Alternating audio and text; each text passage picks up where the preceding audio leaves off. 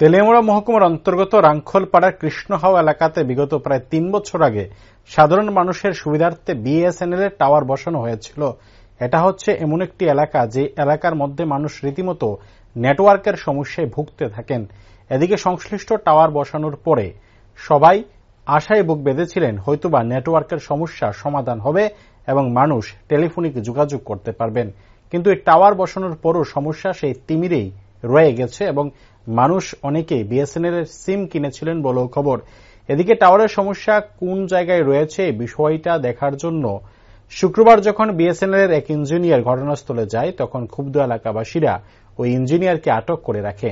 এই ঘটনার পরিপ্রেক্ষিতে সংশ্লিষ্ট ইঞ্জিনিয়ার দাবি করেছিলেন প্রযুক্তিগত বিভিন্ন সমস্যার কারণে টাওয়ার চালু করা যাচ্ছে না, তবে যেভাবে টাওয়ারের সমস্যার কারণে সাধারণ মানুষ কিছুদিন পর পর এ ধরনের সমস্যার সম্মুখীন হতে হচ্ছে সেই জায়গায় দাঁড়িয়ে সাংবাদিকদের মুখোমুখি হয়ে তারা নিজেদের ক্ষোভ উগরে দিয়েছেন। ওই কিতাব কইব টাওয়ার চালু হয়েছে না, কিসের ইনস্টল করছে, কিসের টাওয়ার এটা? বিএসএনএল। আচ্ছা,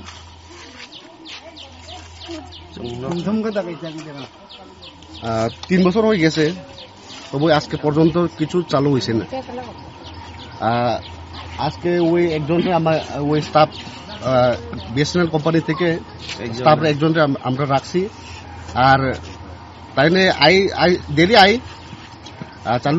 চালু করব আগামী সপ্তাহ থেকে, আগামী সোমবার থেকে চালু করব কইয়া আজকে পর্যন্ত কিছু করছে না। তাহলে আমরা লোক সংখ্যা ওই গ্রামে আমরা খুব প্রবলেম থাকছে আর কি। গ্রামের নাম কৃষ্ণহাও পাড়া শেরদুকসরা।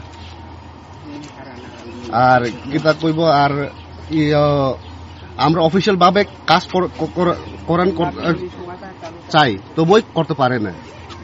কি লাগে নেটওয়ার্ক এখন সবকিছু স্কুলের মধ্যে ওই কাজ করলে অনলাইন পোর্টাল কাজ করলে নেট 1 নাম্বার লাগে। তাহলে স্কুলের ব্যাপারে আমরা আশপাশে স্কুল আছে, এটাও স্কুল আছে, আর ইংলিশ স্কুলই আছে, এটাও আমরা কাজ করেন চাই না। এটা কত বছর হয়েছে টাওয়ারটা বয় দিছে 3 বছর হয়ে গেছে। আর ইনস্টলেশন হয়েছে এমনি 2 বছর হয়েছে। অক্টোবর 1 তারিখে।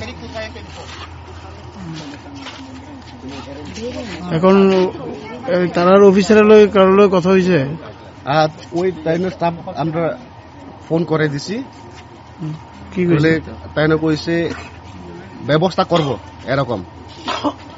তবে ওই আমরা ইস্যুটা সলভ করছেন আর কি।